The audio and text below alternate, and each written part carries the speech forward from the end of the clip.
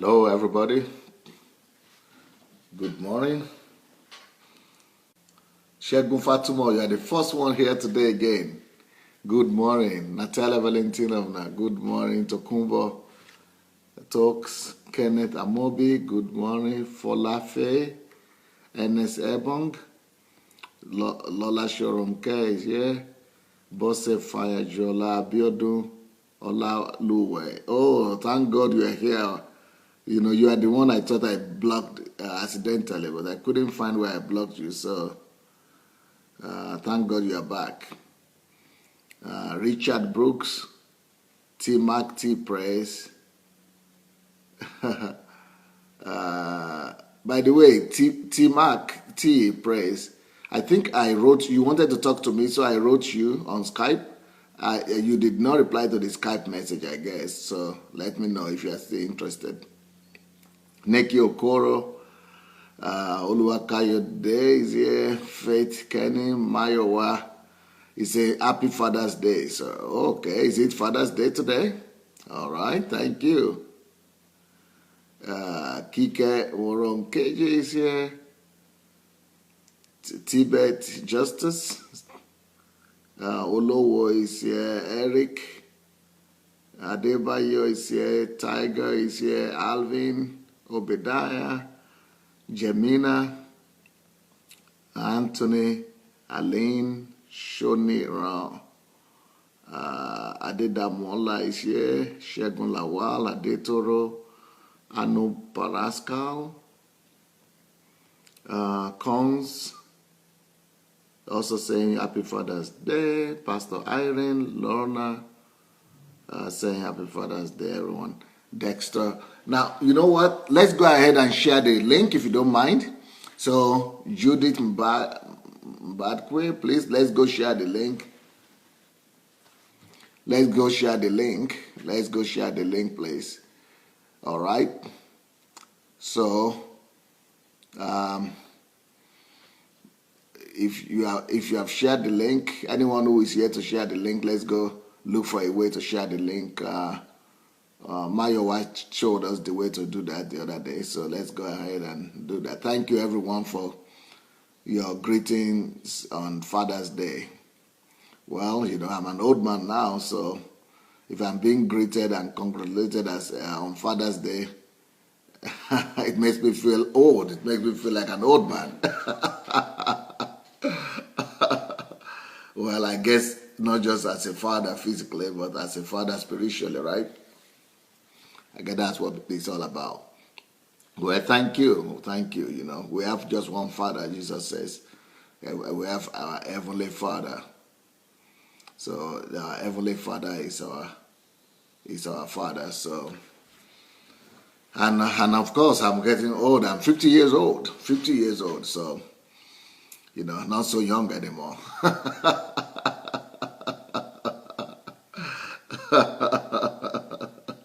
The young shall grow. The young shall grow. Yeah. Well, welcome everyone. And if you have shared the, if you have shared the link, let's go ahead and start our teaching today. Today, I'm going to be talking on overcoming the burden of debt.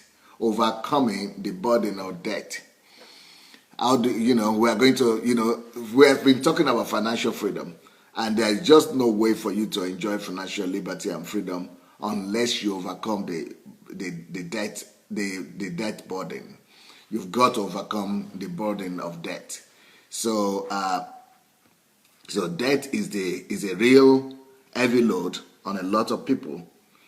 So if you are on debt, if you are having some debt on you, if you are owing people money, or if debt is not giving you the chance to be who you need to be, you are going to struggle for a long time if you are owing some people money, if you have debt to the extent that you will not be able to pay, you will not be able to build your financial future.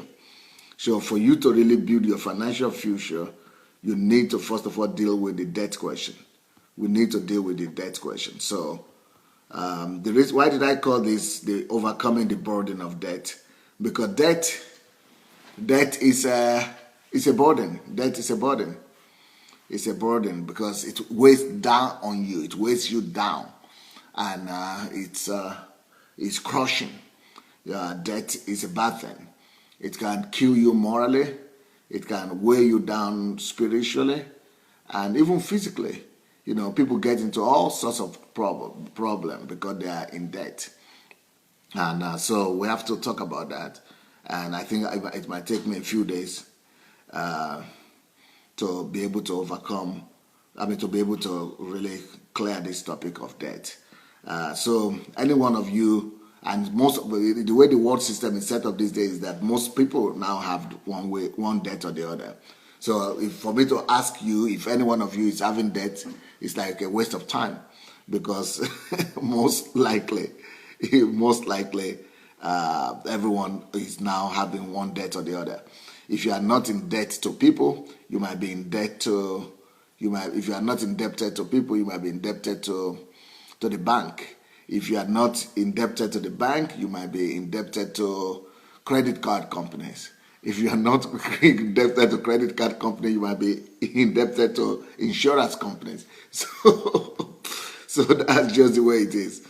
You know, this whole world is built up in such a way that you are supposed to be in one debt or the other. So, but you know, the truth is, you need to get yourself free from that debt before you could really live a peaceful life for real. I had a story just recently when an old man got retired. I mean, I think it was a doctor, medical doctor, and but before he practiced medicine all his life, and maybe for 50 years or 20, 30 years or 40 years, and he was he was in debt that he did not realize that he was still having. The debt was student loan debt. I don't know how that happens, that someone is owing or having student loan debt and is no more aware that he's still having it. So I think he didn't pay the debt. I think he didn't pay the debt when he was still practicing as a medical doctor. But when he retired and he was waiting for his gratuity, to go and live big, and they brought the bill to him. The problem in America with the student loan debt is that it increases over the years. So over 40 years, I think he had finished school for 40 years or so. So for that 40 years, the debt has really grown so much that all his pension, gratuity was nothing to cover for the debt he needed to pay the government. I mean, and I think the man was ready to go and commit suicide. After serving your country your whole life, after working your whole life and being a respected person in the society, and you are now going on pension and you don't have anything to live for, and then you are still overburdened with debt. And so the only option he could find was to go commit suicide. He wanted to kill himself. So what am I saying? It's a sad story, but debt is killing people all over the world. It might not be killing them physically, but it's killing them morally. Debt is destroying marriages and families, and that's just the world system. The world system is built in such a way that they want to put you in debt. They want you to be in one debt or the other. And so you must be careful. You must watch out for yourself. Nobody is going to watch out for you. The banks are not going to watch out for you that you pay your debt or you get rid of debt. They are not going to watch after you. They want you to compile as many and as much debt as possible, and they will be milking you out of it. And you think banks are there to defend your interests? No, I don't think so. Banks are not really interested in your interest. They are interested in their interest. They want you to pay their money back, but not just the money back. They want you to pay the interest on the money as well. So, and I know that there are some people that are having loan from the bank and they are still not even started paying the loan itself. They are still paying the interest, and it's taking them 10 years, 15 years, just paying the interest, working for interest. So people actually are selling themselves out to, into slavery. By going to work all the time. You are going to work. Why are you going to work? To pay your debt. So you are actually working for debt. So debt is one of the ways that Satan really uses to enslave people. I mean, of course, there are good debts, and that is when you take money for business or for assets, but not just for business. But before you can take money, we can only say you have a good debt if, let's say, you are doing a business. Let's say the business is $1 million business, and you already have 70% of that money, 700,000, and you took a debt or you borrow money to the tune of 30%. Let's say $300,000. That is a good one, because you have the money that you have, your original money, 700,000, is 2 times or several times over or above the money you are borrowing. So normally, if you want to have a good debt, you must, the money you are having, your capital or your assets, you must be like minimum 3 to 5 times more than the money you are borrowing. That is when it's a good debt. Then another factor that makes it a good debt is that you are taking that money to use it for development, for growth, for business, for asset acquisition, for multiplication, not for consumption. You don't do like some of my village people. They go and take debt and use it for burial ceremony. They use it for funeral. Go and take debt and use it to bury your dead relatives. You will not pay for it until you die. Anyway, but if you are not able to pay your debt back, and debt has been killing you, and you have been, under the burden of debt, the first thing to start doing, the first thing you want to start doing is to sit down, take a sheet of paper and a pen, or maybe open your Word document or your iPad, and sit down and do self-analysis. You need to do self-analysis, which is always painful. It's not always the most convenient and the easiest thing for you to do. But you want to sit down and analyze how you got to that place in the first place, how you got to that condition in the first place. You want to tell yourself some very hard truth. Of course, you will not find this very pleasant, but it's like when you're having a cancer. They need to operate it. They need to cut it off. And you think cutting it off is painful? Well, you wait till the cancer grows. You will discover that you'll be begging them soon to cut it off, because the pain is just going to be unbearable. And so cutting off the cancer and doing surgery in that particular situation is a help. It's a blessing. So it's something like we have to do. When it comes to debt, you must sit down, take a sheet of paper and begin to analyze yourself. You need to begin to analyze yourself. And the first question you must ask yourself is this. So if you are writing down, or you are going to watch this again, you better, get a paper and write some of these questions down. The very first question you want to ask yourself is this: how did I get to this place? I'm laughing, but I'm not scorning you. It's not because it's funny. I'm just laughing because what do you do? Either you cry or you laugh. So you need to tell yourself the truth. I just ask yourself that first question: how did I get to this place? And you've got to tell yourself the truth. Tell yourself the truth. Is it as a result of lust? Is it as a result of bad judgment? Have I trusted the wrong people? Did I take an emotional decision? One of the teachings that we did this week is that money is not emotional. So have I broken that law? And what are the laws of money that I've abused, that I've broken, that landed me in this trouble? So you need to ask yourself some very direct questions. Why is it that I couldn't pay this money? When did I promise to pay it back? Why did I fail? Why did I default? So you need to ask yourself those questions, because, the path of deliverance starts from the truth. The path of deliverance starts from the truth.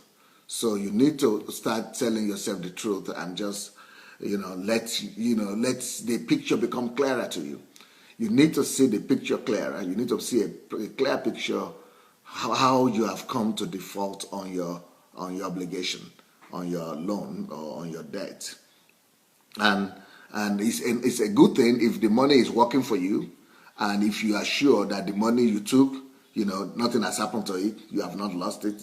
Because the problem with business is that sometimes things don't work out exactly the same as you have planned. So but if it's not working out just in terms of date or just in terms of time limit, there is no problem with that. But if it's not working out because you've lost the money, you really need to do some self-scrutinizing. You need to scrutinize yourself. You need to really sit down there and ask yourself that question and say, my God, and help me. But you need to first of all help yourself. The way you need to help yourself is to first of all do analysis of what got you there where you are in the first place. The second question you need to ask yourself is this: what are the laws? What are the laws of money that I've broken? What are the laws of money that I've broken? So remember the teachings that we did. And by the way, I heard that a lot of people who are from Africa, especially from Nigeria, find it difficult because I said if you don't watch these messages 2-3 times, that you don't really catch it, you don't really get it. That for you to really get some of these lessons, you need to watch them several times. And but people come back to me and told me that to watch a video in Nigeria, that you need to have that they have megabyte or something. They call it megabyte. I don't know.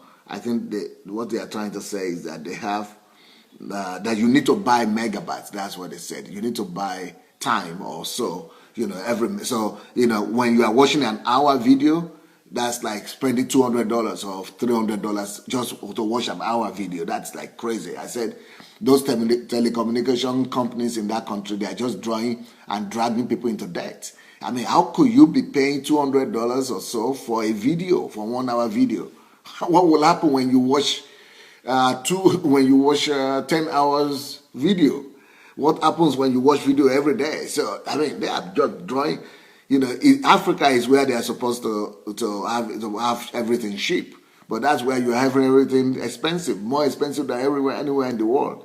So they cannot keep on repeating or watching these videos again because it's too expensive. So what I've decided to do is to do is it a podcast? I think it's a podcast, they say. We are going to convert my teachings, my video broadcast into podcast. And we're going to convert them into audio. So from next week, by the grace of God, we are going to have all these teachings in podcast, and they will be available on my blog, on Sandey Adelajah blog. And for those of you who want to watch this again, who want to go and go over this teaching again, you can always find them on my blog as well. So if you go to my blog, you'll be able to see the videos. These videos of the old ones, they are all in order, so you could go and watch them over again. And but when it comes to the Africans that need to buy the megabytes, I'm very sorry for that. So we are going to go and do something for you and make sure that we do it into a podcast and get the audios ready. I heard that the audio recordings are not so expensive as the video one. And then with podcast, you can always take it with you and travel with it and be in the car and everywhere instead of watching the video. So I think the audio is a good idea. Anyway, well, if you are in debt, I don't want my program to run you into debt. That's what I'm saying. I don't want watching my program to land all the Africans in debt. Someone said that if it's on podcast, then they could put it on WhatsApp as well. Okay, yeah, I understand why we couldn't do the video on WhatsApp, because it would be too expensive as well. Now I understand. Anyway, so we're going to be having podcasts soon, and so I hope that will help some people. Well, where am I? So, you need to ask yourself, why did I get here in the first place? The second thing you need to do, you need to ask yourself, what are the loss of money you have broken? What are the loss of money you have broken? But when you are running into debt, or when you are into debt, most of the time, it's not just because you've broken the loss of money. Maybe you've broken, you make some other mistakes. So the next question you must ask yourself, if you are going to analyze yourself and come out of the debt you are in, you need to ask yourself the next question. What are the mistakes I've made? What are the decision-making mistakes I've made? What are the decision-making? Maybe, for example, your wife didn't want you to, the wives are very smart sometimes. Maybe your wife had the intuition and didn't want you to give that money out, or didn't want you to borrow that money in the first place, and you said, well, I don't care. And you say, I don't care, I'm just going to do it. So those are some of the mistakes you want to acknowledge, for example. Or maybe you've seen some red lights, or some flags, some warning signs before you went into that debt, and you didn't pay attention to it. So some of those are some of the decision-making mistakes you have made in the process of. So there is just no way you are in debt without making some mistakes. Okay. Then another thing you want to find out, another question you want to ask yourself is, so apart from the decision-making mistakes, did you make some miscalculations? Because when you are, especially when it's in business, there will be some miscalculations, and so you just need to find out what those miscalculations are and how you can avoid them in the future. What are those miscalculations and how you can avoid them in the future? So to get out of debt, you need to start by telling yourself the truth. To get out of debt, you need to start by confronting the situation where you are and letting yourself know that you are in a bad situation, and then begin to address the question one by one. So the first question, the first thing you need to do is to ask yourself those questions that I just gave you. That is, those questions will help you to discover why you are where you are, why you got to where you are right now, and why you are in that state of debt that you cannot pay back, and why you are owing an order, especially the bad debt. Now, let's keep on going. There's another thing you still need to do for you to really get rid of debt. Because, so I'm sure some of you are expecting me to just start by giving you some practical things to do. Maybe start economizing, or to start reducing your expenses and go and pay this, go and pay that, or run to this, go and this. No, I'm going to bring those solutions later. I'm going to bring those solutions, what to do physically and practically later. But before I begin to give you those practical solutions on how to deal and offload your debts, I must first of all deal with your mistakes. And I must first of all help you open your eyes to see where you are. If you don't see where you are and the circumstances that are led to that your indebtedness, then you will still keep on going back into the debt. And even if you pay this debt now, you will have another one tomorrow. And so that leads me to the next point that I want to make. This leads me to the next point I want to make. The next point I want to make is, and this is what you need to work on. You need to answer this question as well. It is a different group of questions. This question is totally different from the first questions I've given you. This question deals with the wrong thinking system, of wrong value system that you have in regards to money and debt. Many of us have the wrong value system in regards to money and debt. Some of us are in debt because of our wrong value system. So that's another thing we need to do. You need to make a list of the wrong value system that you have in regards to money, and in regards to debt, or the wrong value system that you have that have now led you into this situation where you are right now, that you are in debt. So, I call in Russian language here, I call it debt. Myth. Some people have some myth in their mind in regards to money, and that gives them, it gives them problem.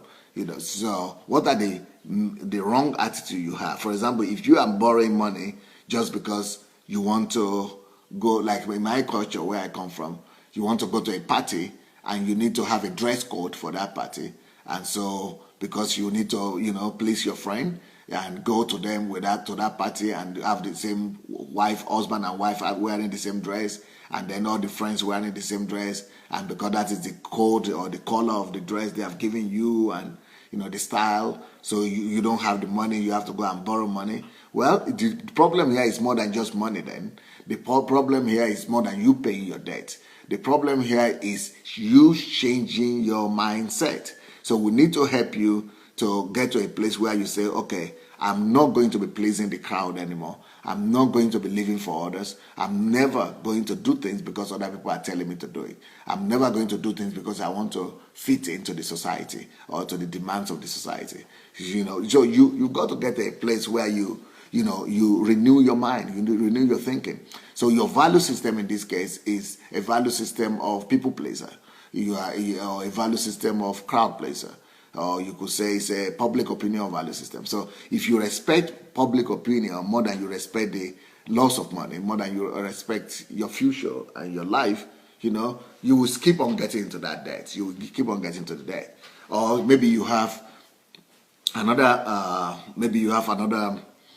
wrong value system or thinking model, that says I must give my children the best. My children must always have the best. So you're sending your children to the best schools, you are giving them the best clothes, you are giving them the best of everything, but you cannot afford the best right now.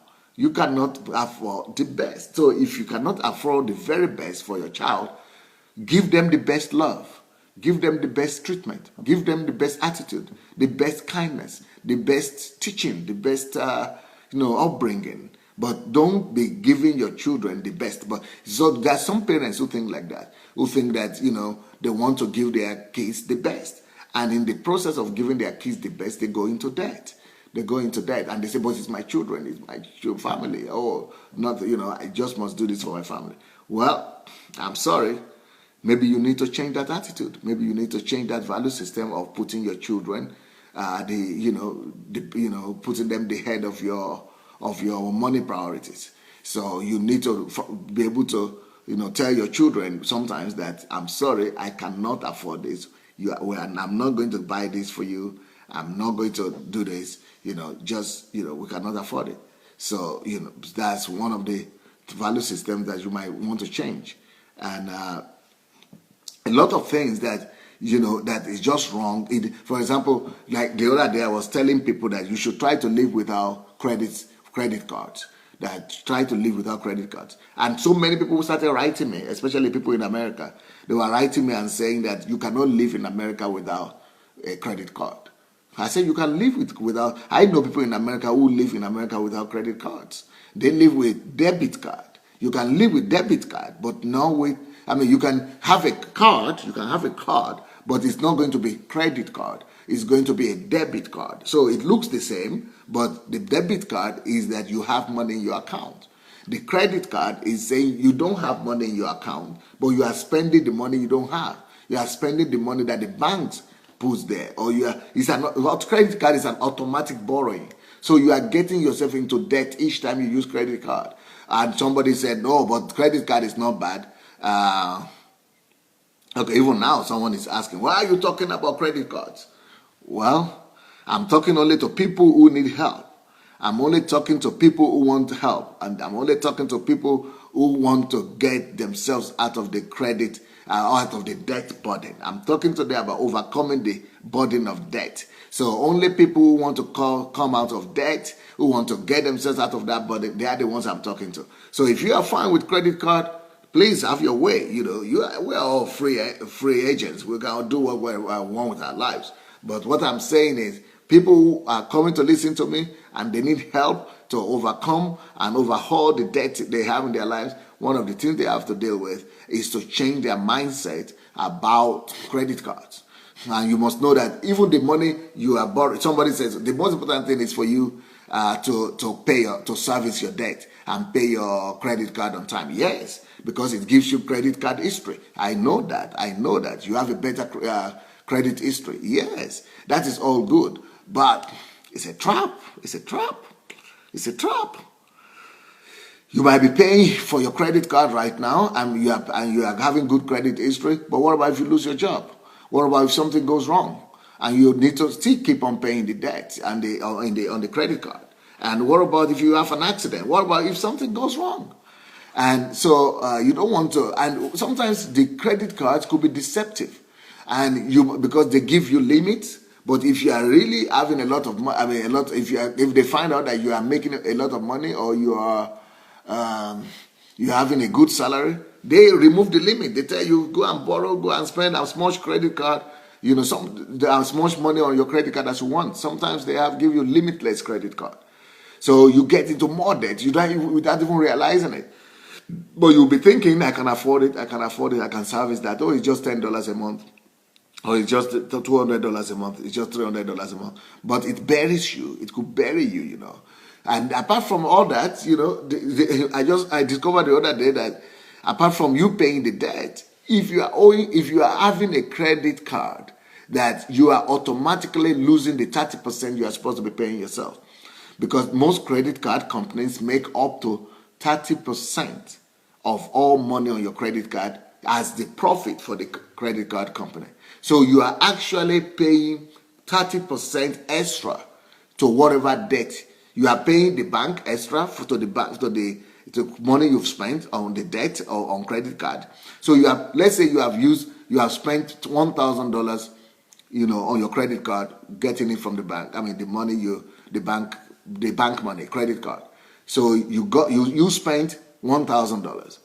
On that $1,000, you need to pay some percentage to the bank. So you are overpaying the bank for the money. You are paying the $1,000, then you are paying the percentage to the bank, and also besides that, you are going to pay the company, the credit card company, another 30% on whatever you are spending on that your credit card. So there is a burden in that. There is a burden in that. And that gives you debt. That, it draws you. It's so subtle. You don't even realize it sometimes, but it's so subtle that it keeps on drawing you into that debt, bigger and bigger. And that's one of the ways that people go into debt. And we just have to talk about it. There is no way I can help you be debt-free without talking about credit cards. Because that is one of the most subtle ways that Satan gets people into debt. So, somebody is writing here, Adelaja says, they tell you to pay minimum payment every month so that you never get out of debt, because you are paying minimum this, minimum that. So if you are paying minimum, it means you will never finish paying it. You keep on paying it all the time. And that is crazy. That is crazy. Coral says, God bless you. Happy Father's Day. Okay, thank you, Coral. She says, these are the very same principles she lives by. I don't want any credit card. Thank you. I think, you can have, but you could help yourself and just don't get yourself trapped. Adedamola said, I cut my credit cards into pieces. Now we live within our means. Well, it's very deceptive, You might not realize it that it's deceptive, but it is. It is deceitful. Yeah. And, Betty is saying in African culture or certain people go and buy every time people have sales. Africans want to go and buy sales, clothes in sales, but sales is also a way of getting your money out of your pocket.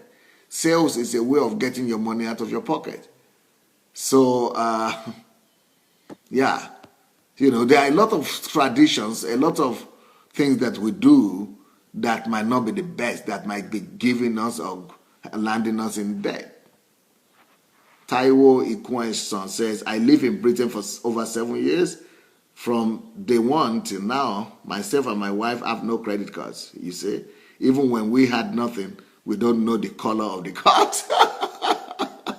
We have always lived within our means. Well, I think it's safer. It's safer to live that way. Live by what you can afford. Yeah, live by what you can afford.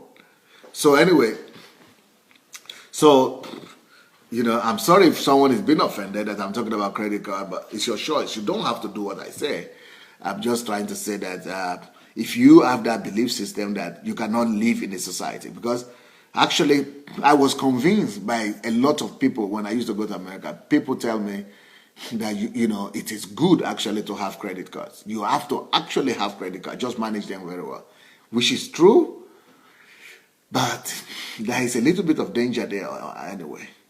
Use debit card if anything, because people want to have credit history, and the idea with credit history is that you'll be able to get more loan.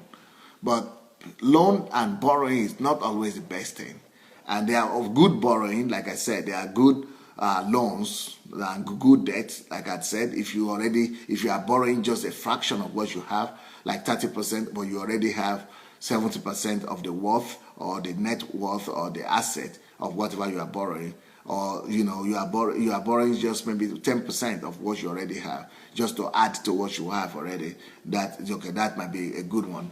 But when another area that people, because right now all over the world there is this more real estate craze and mortgage. So everybody is buying mortgage, and we are buying mortgages on debt. Now the problem with that is that if your mortgage, you have to be very careful with your mortgage and with buying a house on debt. If you are buying that house on debt and you are sure that the economy is good enough that the people you are bringing to the house to rent the house, the tenants, if the money they are paying is good enough for you to pay for your mortgage in the bank, or if the money is good both for the if you are renting out the apartment or the house and the money that is coming in is good enough to pay for the debt in the bank and to cover for the maintenance of the house, then that is not a bad one. That is a good mortgage. But sometimes it could be very trickish, it could be very trickish.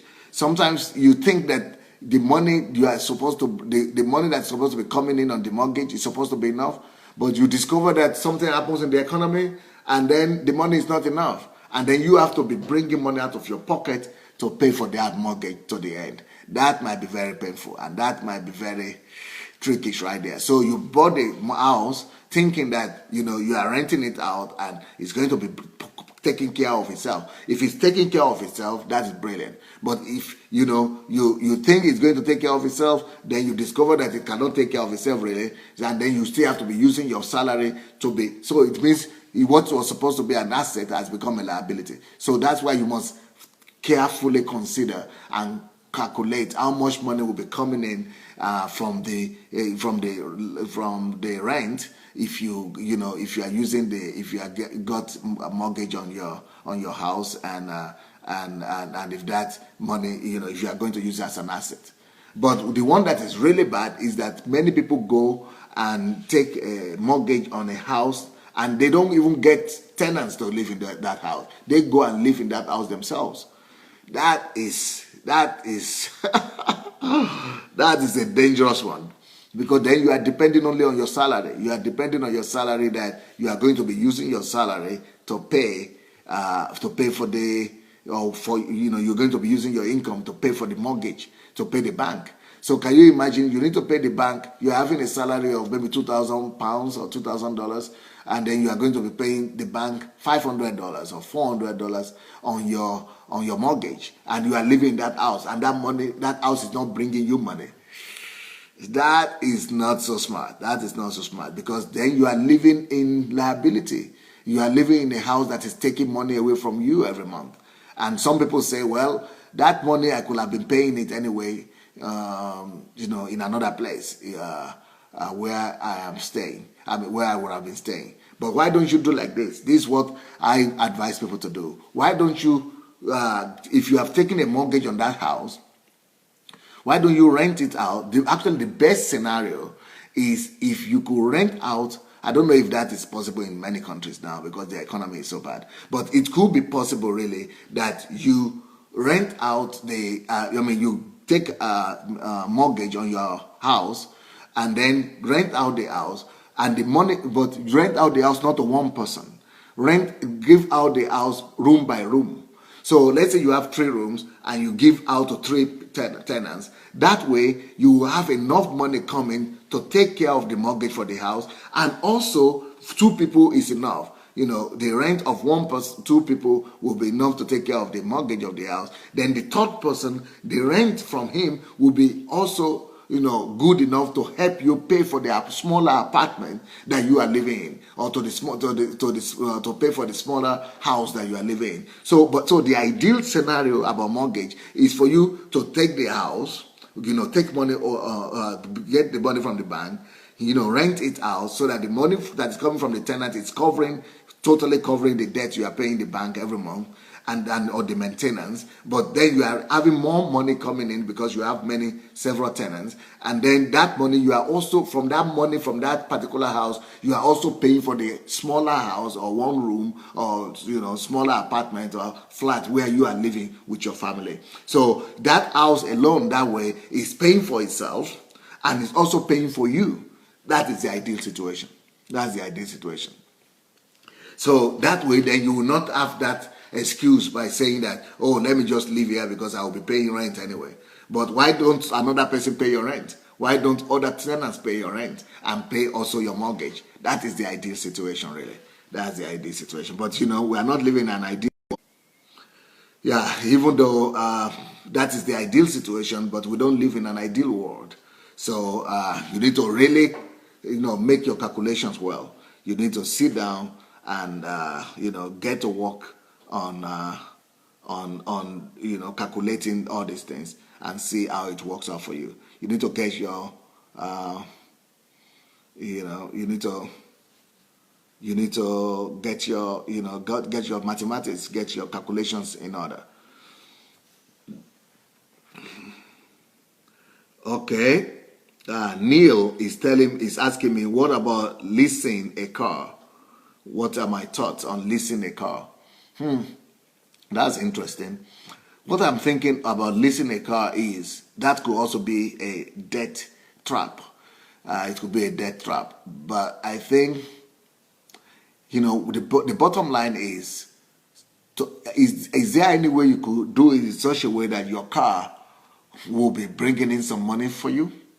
Is there any way you could turn around that car from a liability to become an asset?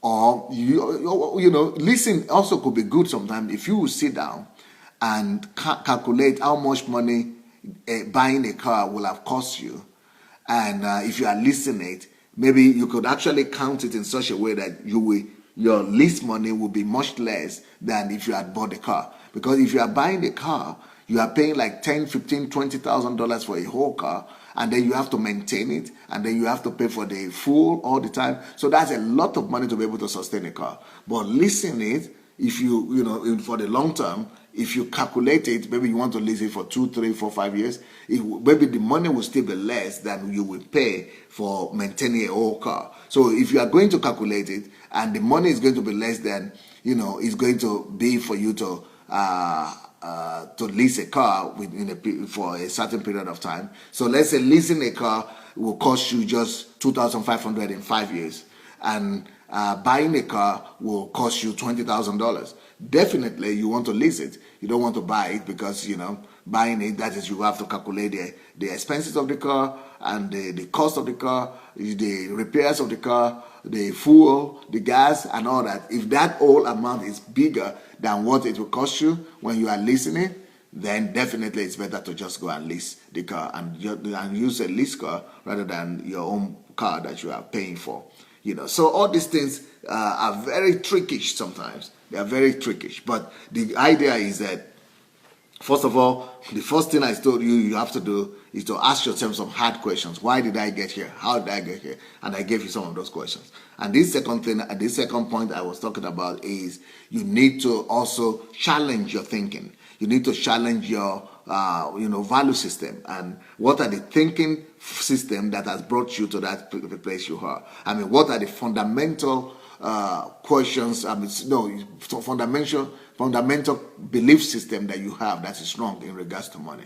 What are the fundamental belief system that you have that has gotten you to where you are. And some of them you might need to challenge some of those belief systems. So like somebody just said, people buying sales all the time, going for sales. And that could also be trickish and putting you in bondage. Now, another thing that I think we should talk about is that some people believe in borrowing money to offload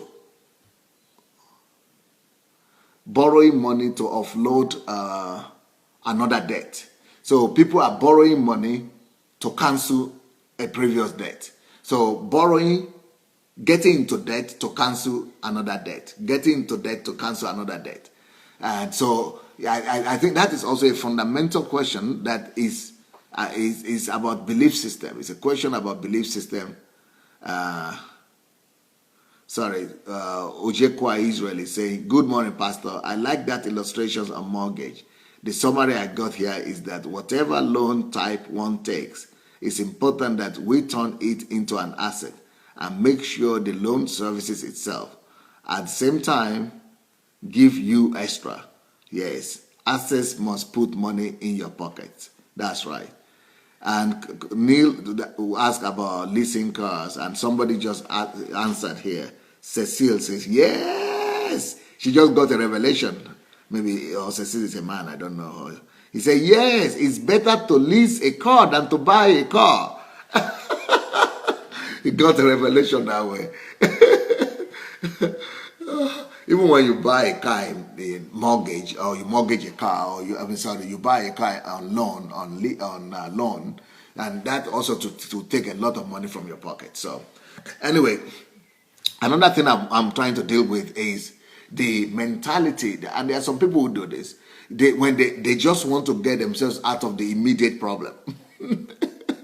And the way they get themselves out of the immediate problem is that they go, when they know that they're in trouble, they have borrowed money, and they know that the people are after them, and they are demanding that they pay the money back.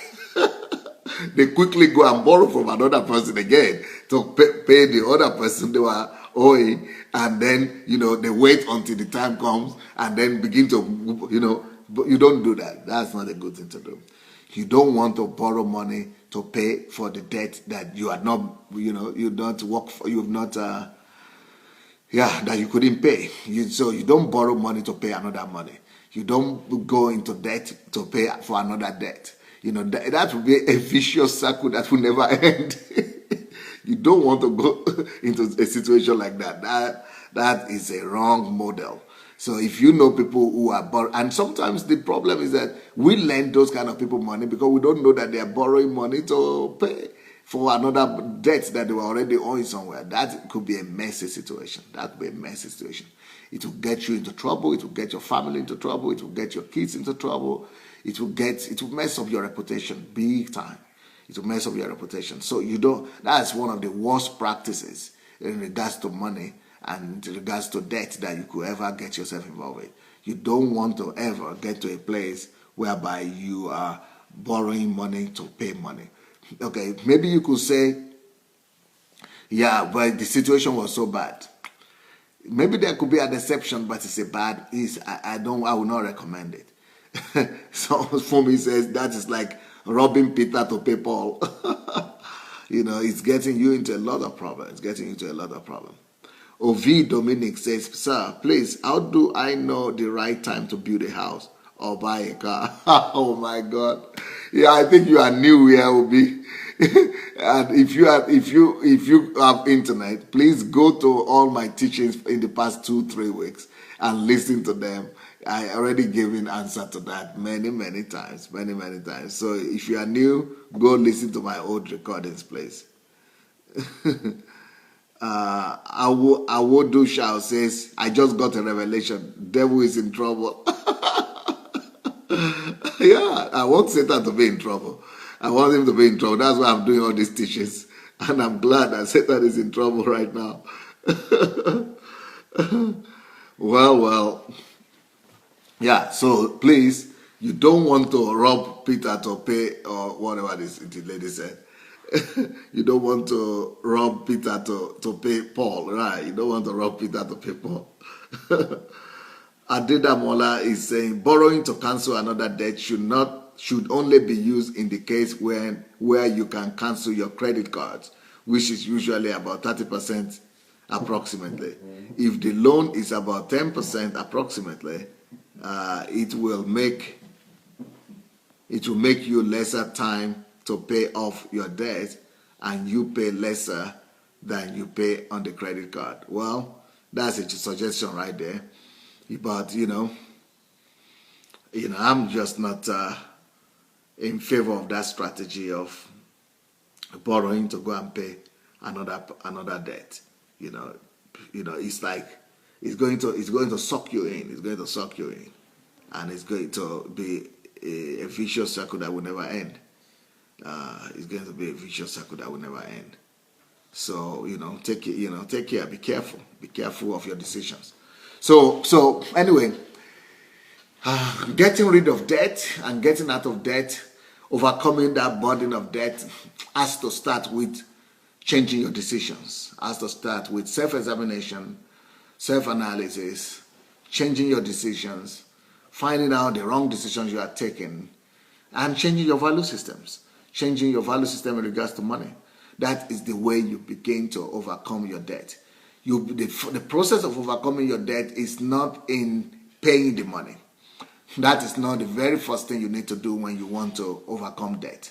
And I'm sure some of you have experienced this. Have you ever experienced a situation whereby you are paying your debt, but it's like the debt never ends?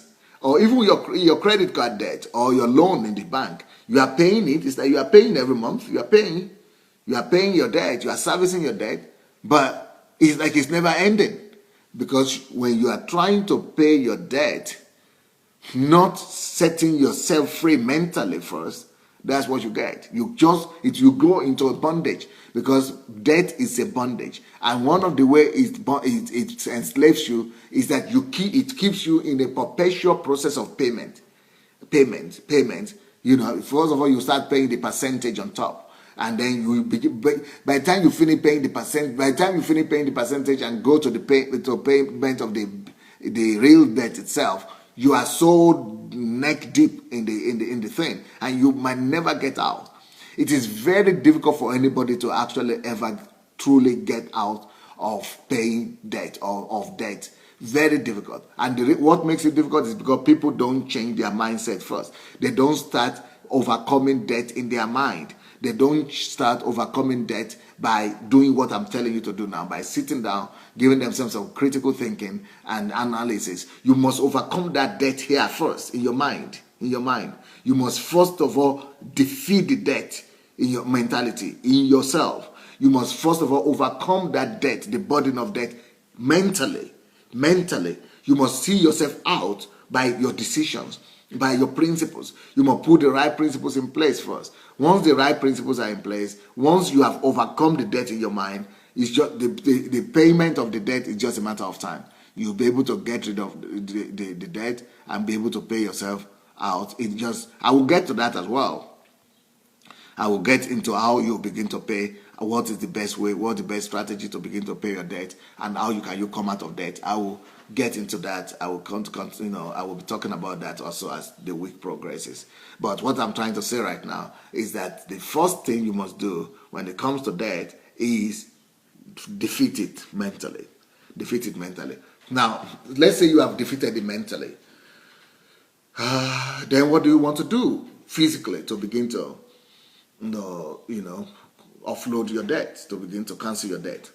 You want to, first of all, what I said yesterday, you want to start by having a principle. And the principle of servicing your debt is this: you never ever pay more than 20% of your income to service your debt. 20%. You dedicate or set apart 20% of your salary of your income to be paying for your debt. 20%. And there are also a lot of strategies, like who do you pay first, especially if there are many and all that. But I will be talking about all that in the future. I'll be talking about all that in the future teaching. But if you want to begin to do something about paying your debt right now, 20%, that's maximum. You can start by 10% or 15% or 5%, but, just start putting something out. Or start putting something aside. Or maybe you don't necessarily need to go and begin to pay that money to the person you owe, but you might just want to put it aside in a different bank account and begin to, put it there as the money that you will be using to service your debt. Somebody is saying, most of the reason why most of the time we never get out of debt is because we are waiting till the debtor begins to ask, or the debtor begins to knock on our doors. If you owe any money, begin to plan for the payment right now. You can open a separate bank account from anything you have. Even if you are going to begin, if you need to pay the debt in 5 years' time, begin now to put some money, maybe 5% of your income, separated for debt service already.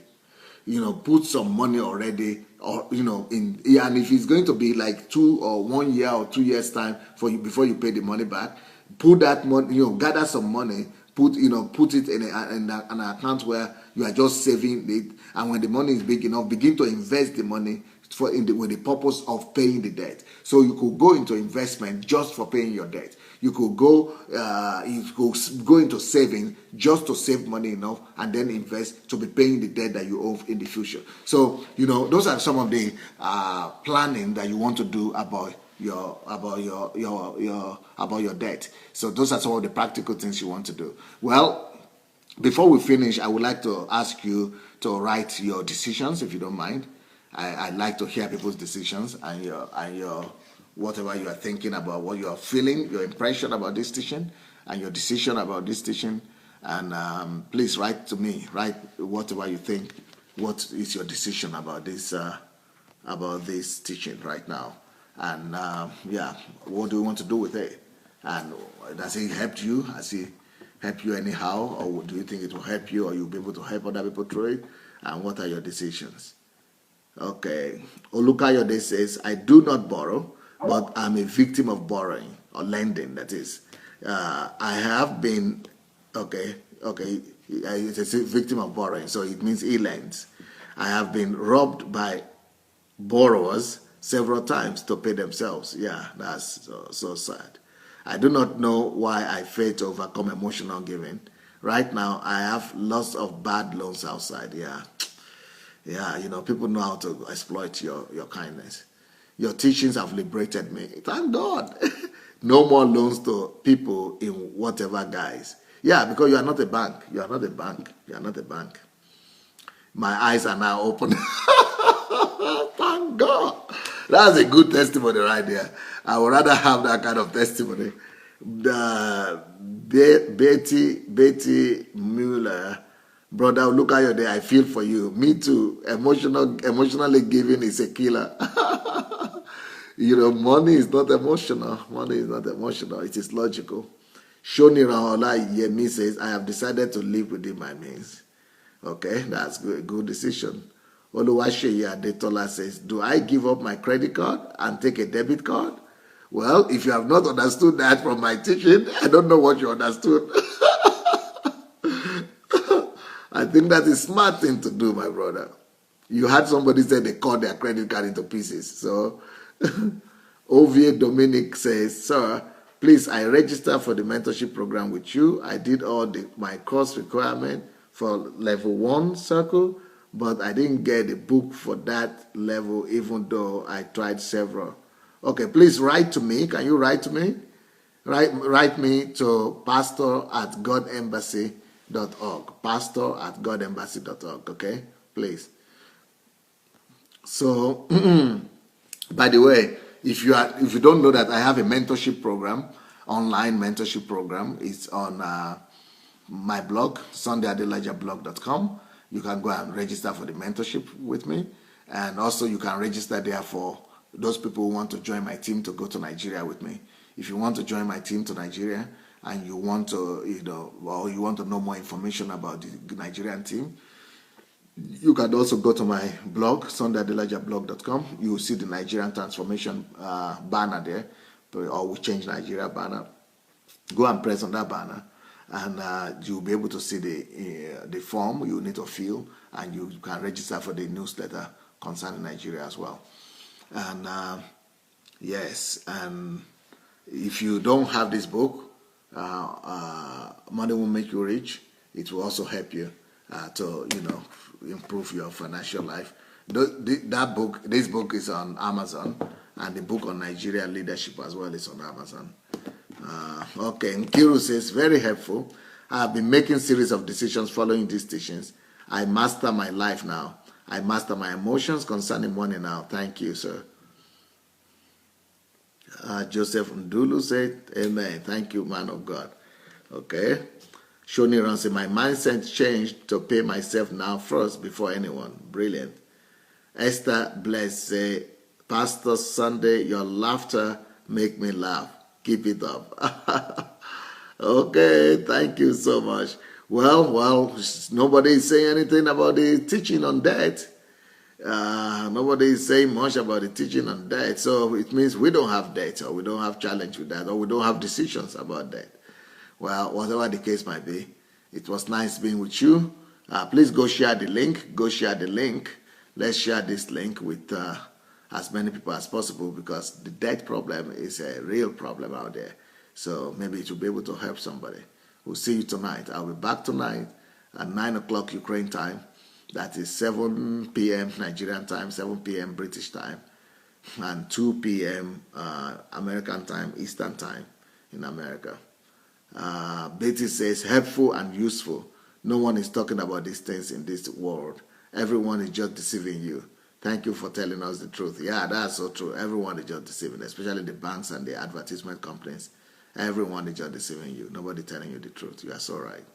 Fumi Adewusi says, I've been liberated by your message. I will never get any credit in form of credit cards or store card or anything that says buy now, pay later. That's smart.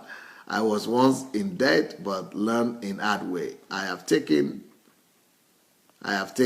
over from money.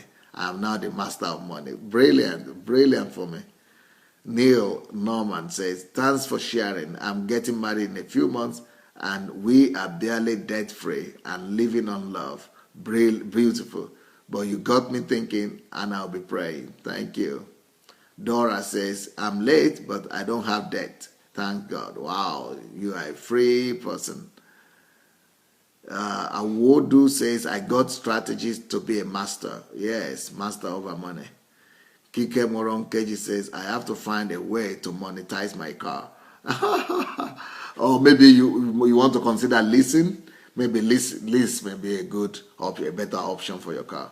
Maybe that will cost you less money.